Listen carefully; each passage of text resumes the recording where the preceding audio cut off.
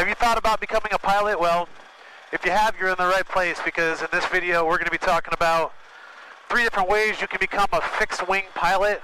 I'm not talking about helicopters, I'm not talking about any other thing, parachutes, I'm talking about fixed-wing, and the 3 ways that you can achieve flight.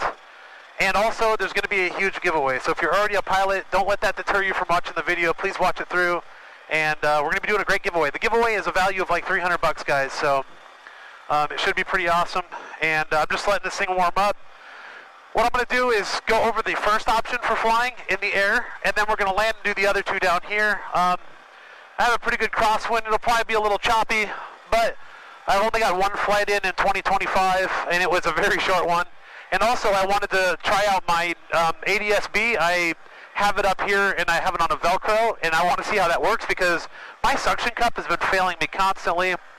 So we're trying to mitigate that, trying to get rid of that, and hopefully this works. And yeah, so probably be a bumpy flight, but that's okay. If you haven't watched my channel before, then normally we're trying to do adventure stuff and go do things, but it's winter time. It's really cold. We haven't done too much. We do have some plans of doing some other things, but this video is really awesome because the company that I'm working with, it'll blow your mind when you hear it. I'm sorry, I know people are going to be like, John, we don't like teasers, just tell us what it is. Guys, it's really awesome, and it can help anybody who wants to get into this for a pretty good value. And you're not getting it directly from me, you're getting it directly from the company, and we'll talk about that here in a little bit. Right now I'm going to get out here and get in the air, and we'll do the rest from up there.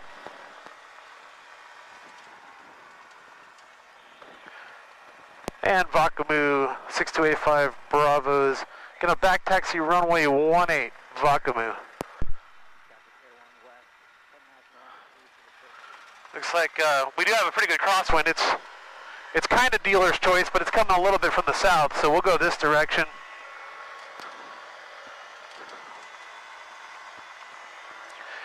You know, becoming a pilot, guys, it's not as hard as you think. It's just kind of time consuming when it comes to finances and when it comes to your time. So, you know, you have to be able to put your time into your books, because you have to do a written test for 2 of these options.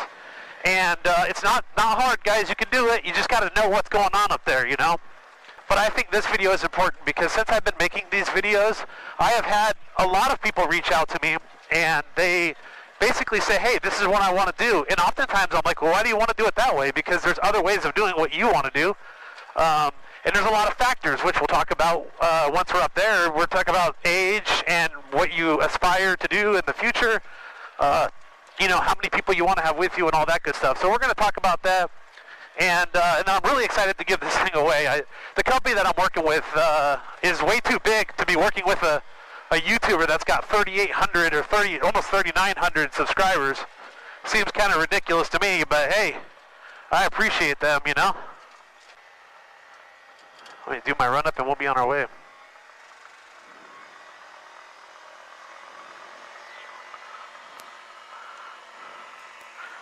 What the heck?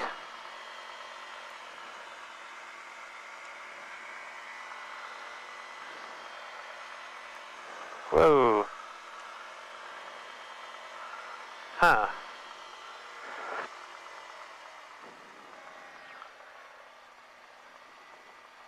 Ah, crap, what do I do now? Let me see.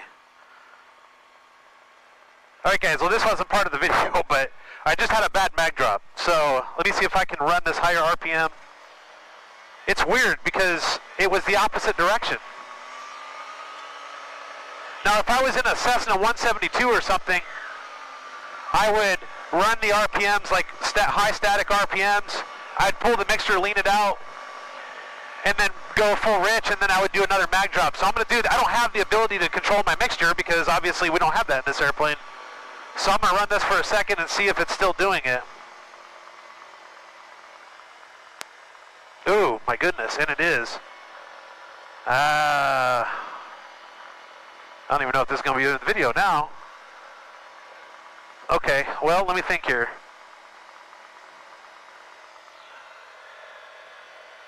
And Vakamu A5 Bravo is going to back taxi to the hangars. Vakamu.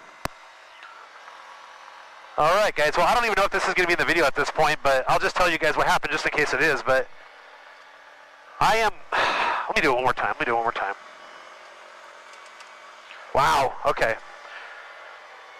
So, I know this isn't part of the video, and I don't even, like, again, I don't know if it's going to be in it or not, but when I did my mag drop, my RPM shot way up. Like, I've had it go up a little bit, but then go down, but I've never had it go up like 1,000 RPMs, and then the engine not. So I don't feel it's a threat to the flight, but it's something that's on my mind, and it could be a threat to the flight. So I don't know exactly what it is. Oh, man. So, okay, well, you know what? Maybe I will put this in the video, because one of the most important parts of being a pilot, guys, is decision making. Right now, I really want to go fly because it's been a while, and it's like the only half decent day that I've, like, you can see that there's a pretty good wind right now, but it doesn't show very turbulent, and it seems like it would probably just be a wind I'd have to deal with. But I don't know if I want to risk, what if something is doing, I don't know. I have no idea. So I guess we're just going to do the video from the hangar. And more than likely I'll cut this out. But just in case I don't cut it out, let's use this as a lesson that sometimes you just have to make the right decision. I know this probably seems like it was set up, but it wasn't set up, guys. The safe decision is not knowing what's going along. And for all I know, my RPM gauge is messed up, or one of those wires disconnected back there, which I did pre-flight, and I looked at them, and they weren't bad. So I don't know. But let's get back to the hangar and check it out. Maybe we'll still do this. I don't know. I don't take any risks that are unnecessary, and it doesn't make any sense to try to fly something, and then what if there is an electrical problem, and then the engine shuts off, or I ruin something. And yeah, so we're just going to do the video from the ground. Screw it. I'm content with that at this point, so. All right, guys, we're here on the ground. I just got my little selfie stick. And I'm going to show you guys what I think's going on here, but if you don't know, then, you know, airplanes like this have redundancy, which means there's two of most things, two carburetors and two magnetos, which are these Ducati magnetos here. And one of them is probably not good, or I did notice that there was some loose wiring. So to play it safe, I'm gonna ask people who know more first, because although I am mechanical, I'm not a mechanic. So we're going to not rely on redundancy, and we are gonna not fly, because that's decision making, aeronautical decision making at its finest. Guys, it's probably nothing, but I don't want to take the chance, and so I'm going to shut up, and we're going to start talking about those three things. It's going to be a quicker video from here because I had it planned up there, so it's just all in my noggin. So let's start with ultralights. All right, guys, we're in the hangar, and I'm going to do my breakdown of the 3 ways that you can become a fixed wing pilot. And it's real simple, guys. Is basically you can be an ultralight pilot, you can be a sport pilot, or you can be a private pilot. How am I going to decide, or how are you going to decide which one you want to do? Well, that's going to be up to you and what you want to do in life. Let me give you a couple scenarios. Do you just want to be by yourself in an airplane? Maybe the thought of having a passenger overwhelms you.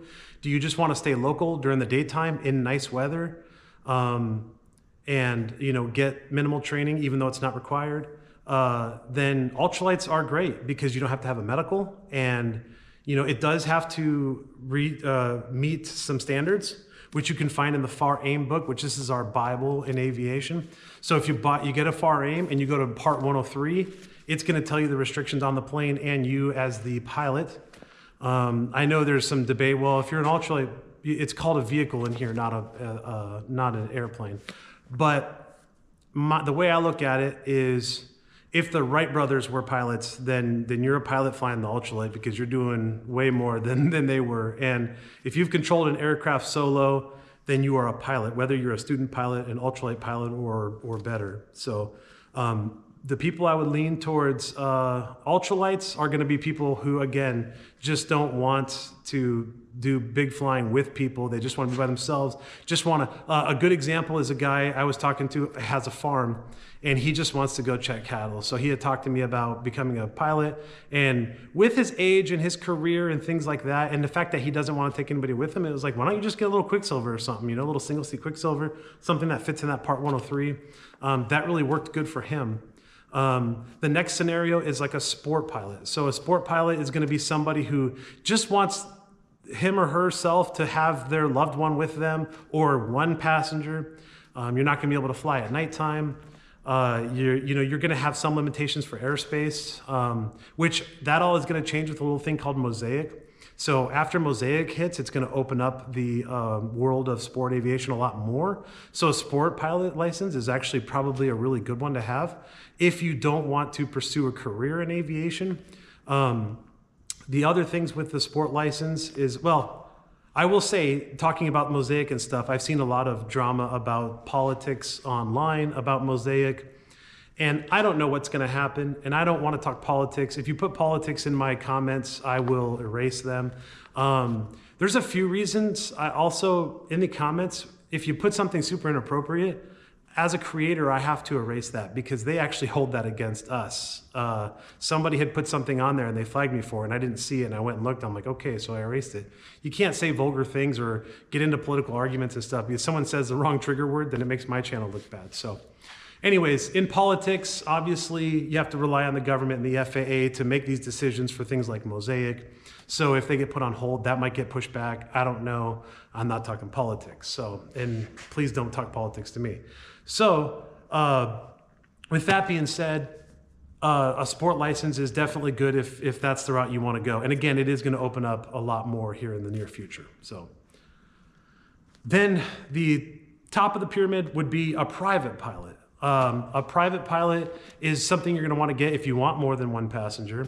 If you want to fly those general aviation aircraft that you see flying around, like a Cessna or Cherokee or something, as of right now, you're going to have a private pilot's license to accomplish that. A private pilot's license is the foundation to a career in the future. So if you want to become a career pilot, then you have to get your private, then your commercial, your instrument, and your CFI. Well, you don't have to get CFI, but that's a good way to get hours. And then your ATP. That's the only way you can really do it. So, if you're young enough, like right now, I'd say, 40, 45. If you're still in that age range and you just hate what you're doing for work and you want to start flying, maybe get a private pilot's license. It's a lot more work, but it's going to be worth it in the long run because once you fall in love with it, which for the record, you're all going to fall in love with flying, whether you've flown or not. You're going to want to make a career of it at some point, more than likely. Most people do. I've talked to so many people who have started off doing one thing and then all of a sudden they're like, gosh, I have to do this the rest of my life. It's a disease. But it's a great disease to have. It's just a very expensive disease. And as you saw earlier, you never know what's going to happen. So luckily I have some Ducati mags at home. So hopefully I can just switch those out if that's the case. But they all rely on all these certificates and the ultralight rely on this book, the FAR AIM. A little caveat to this whole situation, if you decide to be an ultralight pilot, you're gonna have everybody tell you, oh, well, do that because you don't have to have training. You could just go get it and fly it. Listen, that could be a very fatal mistake. If you just buy it, I promise you, so many people, I even saw a post where a guy lost his foot.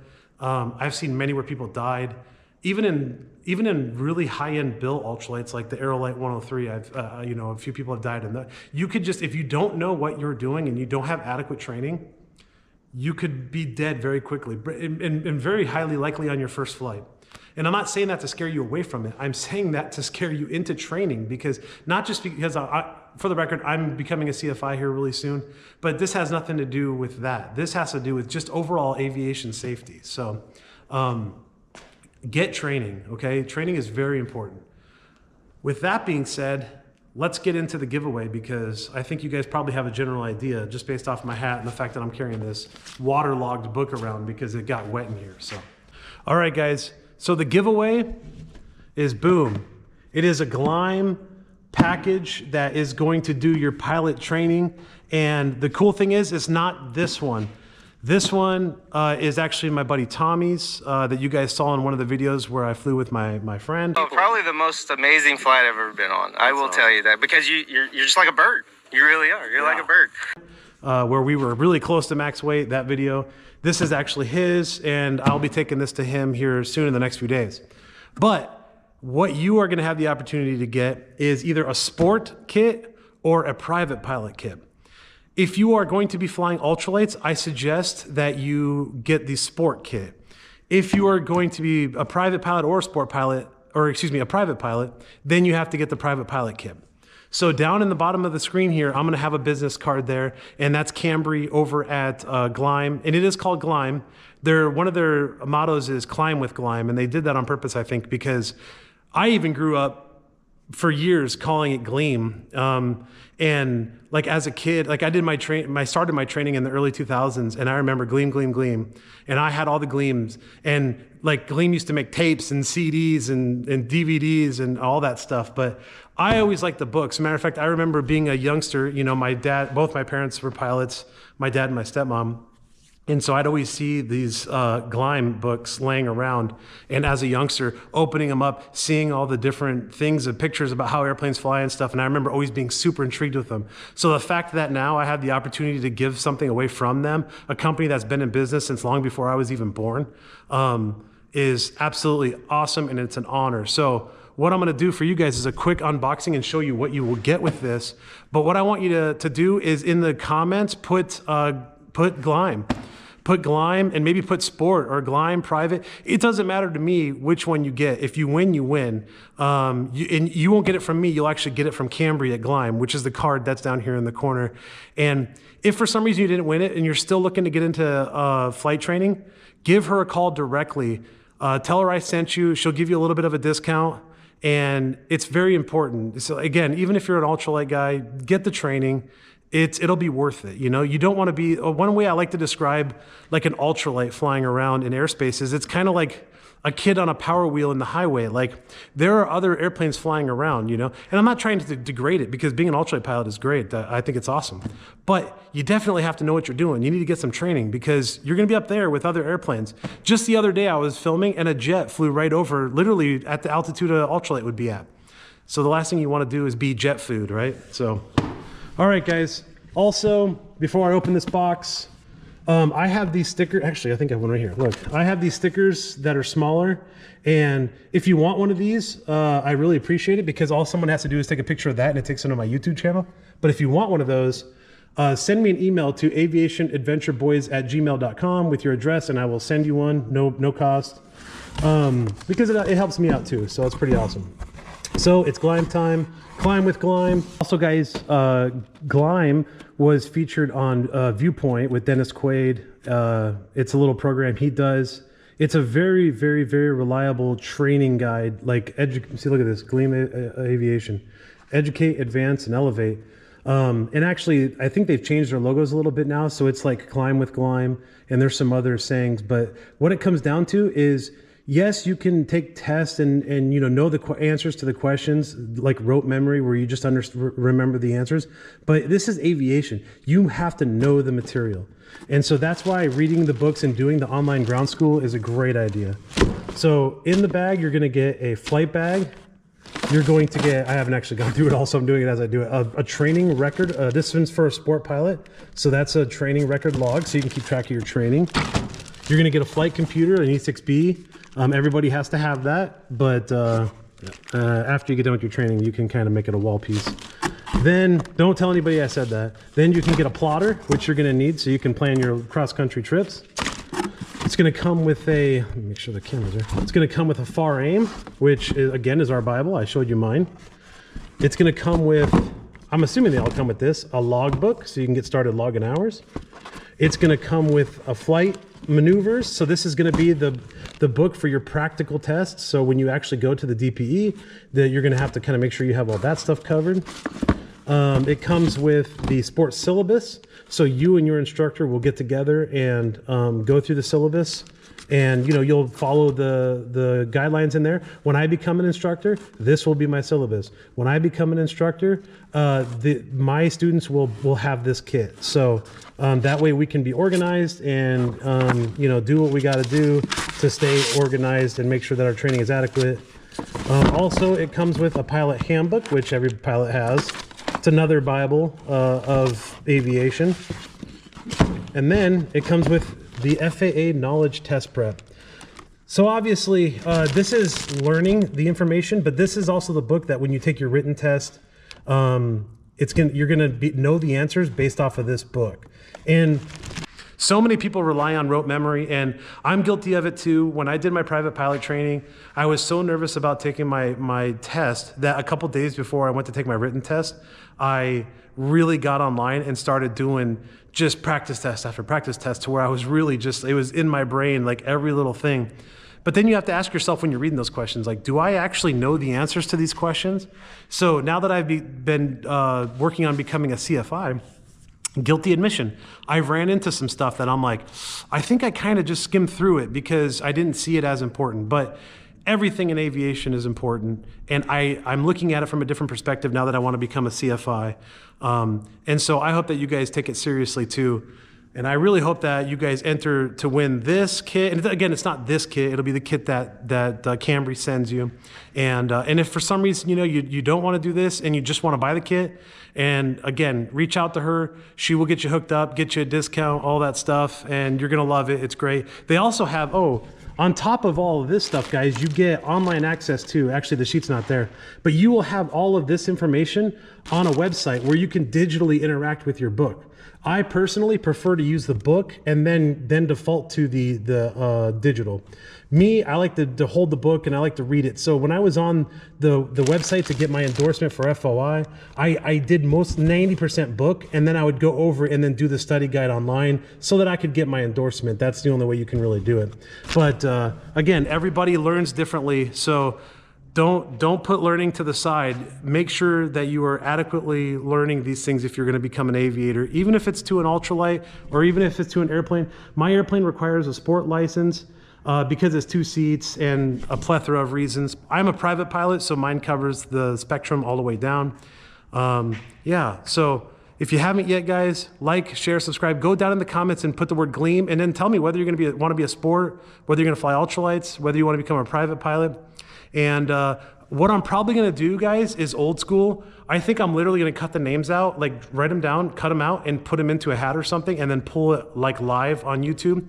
And I would probably do that Wednesday the 5th of February. Because I have to go to Arizona. Unfortunately, I have to go to a memorial. So,